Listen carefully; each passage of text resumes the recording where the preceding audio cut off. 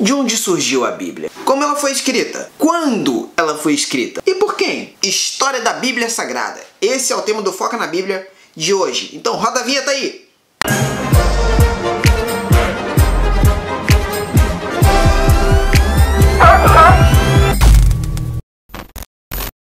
Shalom Aleichem! Salve, salve meus queridos, como é que vocês estão? Tudo certo? Aqui tudo bem. O tema de hoje é História da Bíblia, então vamos descobrir vamos tentar entender um pouquinho de como tudo isso aí surgiu, como a gente tem hoje esse volume aqui, né, bonitinho, porque afinal de contas a Bíblia não caiu do céu de paraquedas com zíper e tudo.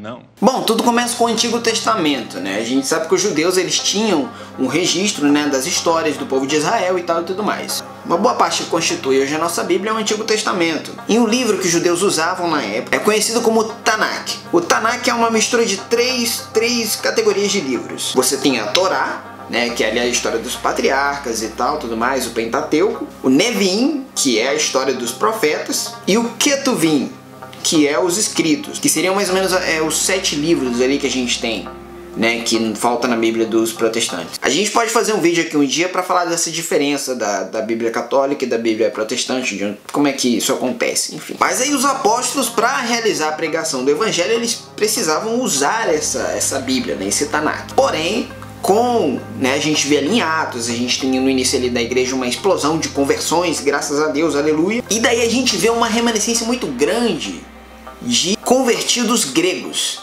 Sim, cristãos gregos. Aliás, a influência grega era muito grande naquela época e tal, cultural, linguística e tudo mais. Pra você ter uma ideia, você falar grego, o grego na época era equivalente ao inglês de hoje. É uma língua comercial que você usava em vários lugares. Então era uma língua que facilitaria a expansão do evangelho. E os apóstolos pensaram nisso. Eles usavam uma tradução que vinha lá de Alexandria chamada Septuaginta, que é a tradução dos 70. Na verdade, era o Tanakh, só que em grego.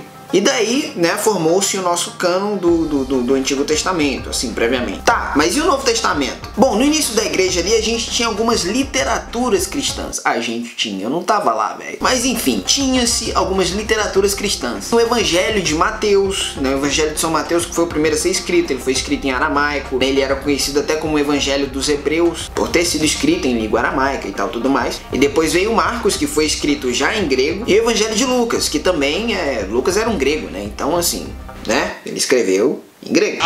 É mesmo? E tinha também o Atos dos Apóstolos, que foi escrito também por Lucas, em tempo real até. E dentre esses escritos a gente tinha também as cartas apostólicas, de São Paulo, de São Pedro, de São Tiago, São Judas, São João, enfim. E daí vem um fato muito interessante agora. Por volta do ano 92, se não me engano, as comunidades cristãs, elas pediram ao apóstolo João, que era o único que ainda estava vivo, que escrevesse um relato sobre Jesus. E aí foi que São João escreveu o seu evangelho, que no começo da igreja era chamado de Evangelho Espiritual. Por que Evangelho Espiritual? Porque o Evangelho de João ele foi escrito no intuito de atestar a divindade de Jesus para combater as ideias gnósticas, que era uma vertente que vai ali mais pro meio esotérico. Se você estudar a história da igreja, você pode ver que desde os inícios ali do tempo ali dos Atos dos Apóstolos mesmo, já vinham surgindo heresias, ideias totalmente absurdas que a pessoa tenta incluir ali no evangelho. É praticamente isso. Basicamente é isso aí. Aí vem para mais uma outra etapa da história da igreja, que vem os evangelhos apócrifos. Os famosos evangelhos apócrifos. O que acontece com os evangelhos apócrifos? Bom, uma boa parte dele, eu não diria todos, mas uma boa parte deles traziam uma imagem de Jesus, assim,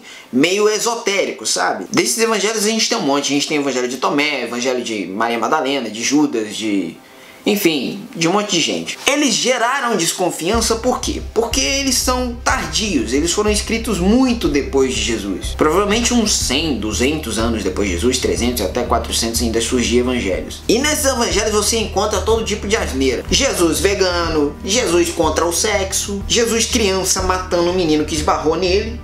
Esses dias eu vi um documentário, cara, acho que era na History, na Discovery, não sei, dizendo que Jesus usava plantas para curar as pessoas. What?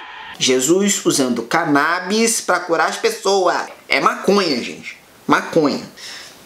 É cannabis. É tipo assim, Jesus usando maconha. Jesus usando maconha pra curar a galera. Uns bagulho absurdo. Tinha um louco chamado Marcião que ele queria jogar fora todo o Antigo Testamento, porque na cabeça dele existiam dois deuses, um no Antigo Testamento, outro no Novo Testamento. Um era bom, o outro era mau, e aí era uma viagem só. Mas meu Deus do céu, se tinha tanta loucura assim, como é que a gente tem esta Bíblia aqui hoje? Galera, foi uma coisa absurda, não foi um consenso, foram 3 séculos de briga para dar certo. Graças ao bom Deus, nós tivemos heróis da fé. A gente teve bispos da igreja, por exemplo, São Clemente de Alexandria, Inácio de Antioquia, São Jerônimo, Santo Irineu de Lyon, o Papa São Clemente Romano. Todos esses lutaram pela preservação da fé e da doutrina através dos evangelhos. E iluminados pelo Espírito Santo, contagiados pela sabedoria do evangelho, já ouvi isso em algum lugar, eles conseguiram distinguir e legitimar os 73 livros que nós temos hoje aqui na nossa